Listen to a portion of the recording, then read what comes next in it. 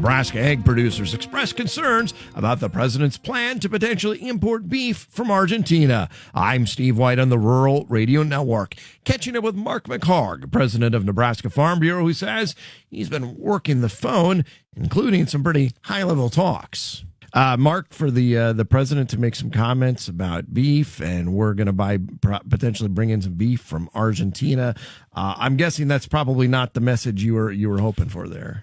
You know, certainly our beef producers found that very offensive. At the same time, when, you know, they are finally making some money, well-deserved money, quite frankly, in the cow-calf sector, and then to have administration say we need to lower that price, I mean, that's a pretty tough pill to swallow, whether it's Argentina or wherever it might be from. Just the fact that because we have profitability in each sector, that we need to tamp that down, and that's not fair to the consumer, just doesn't sit well. And I understand that there are people who are concerned about the price of beef, but at the same time, both anecdotally, when I go to the grocery store and what I'm seeing in the data, people are still buying beef, so demand is still there. I understand that there are concerns from the administration, but do you think there are other ways they could maybe go about this? Well, certainly, and I think my understanding from fairly high-level conversation this morning with someone in the administration, it sounds like probably tomorrow there will be a meeting and a press release around Argentina, this beef conversation, potentially around how they're going to stimulate expansion in the cow herd. A number of things, it sounds like, may come out tomorrow. Because I'm guessing that Farm Bureau, generally, you would view that the market, you know, that's what should dictate things, and if people are willing to pay that price, and if that comes back and benefits the producers, that's generally, I think, probably the way you would like it. Well, it is. I mean, we know it's cyclic, and we know that when we have too much cattle on hand, that does lower prices. Just like in the corn and soybeans, I mean, part of the reason in the corn and soybeans we have some lower prices is because we have a significant amount, but that's, you know, partly because of a trade strategy. I would say on the beef side, the reason that we are high prices isn't because of a trade strategy. It's fundamentally because we just have less cattle in the country, cows in the country, and that's trickling down. But as you said, demand is still good, so that is a signal that consumers are still willing to pay that price for beef products. Meanwhile, though, you mentioned on the row crop side of things, do you get the sense, though, that some of the economics we're dealing with there are as a result of some government intervention? Do you think that's the case? Certainly some of it. I mean, I'm not going to be one that says it's all related to it, but you have two things going on there, and you have it in the cattle side too. But inputs are up, crop prices aren't at a level that's relative to the amount that inputs go up. So you have two conversations. Some of our inputs are related to tariffs.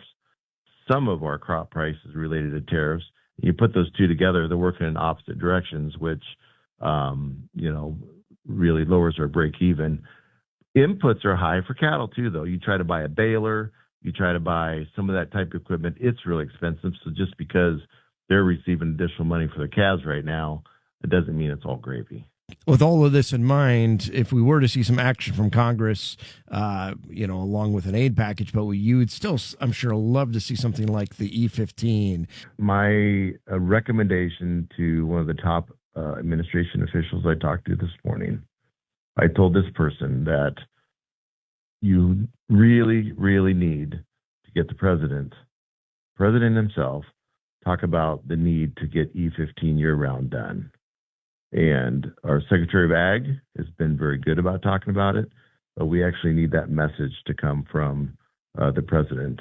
And those are the type of things that will help agriculture if he starts having the right comments, not the kind of comments that he's been making about the beef industry that is negative. And certainly folks at Farm Bureau have been supportive of President Trump over the years, but is it maybe a case, though, where if he were to kind of tone down a little of this, maybe you'd be okay with that? And it is funny what does move the markets, because sometimes comments don't, sometimes they do. Certainly, the cattle market is very, very toppy. I mean, we've had a heck of a run up. So, it's looking for a little bit of a reason to probably sell off. But we just know that comments, people are listening. it feels like they are hearing why agriculture is a very, very significant lobby in D.C. and because it's a very, very significant part of the economy of our country and of Nebraska. And so when you make comments that potentially move the market, if you're the guy that's selling your calves one time a year and you had them scheduled for Friday or Monday or Tuesday here, and you see a decrease in the market, that's money you may never get back. And so that's the reason we just have to be very careful.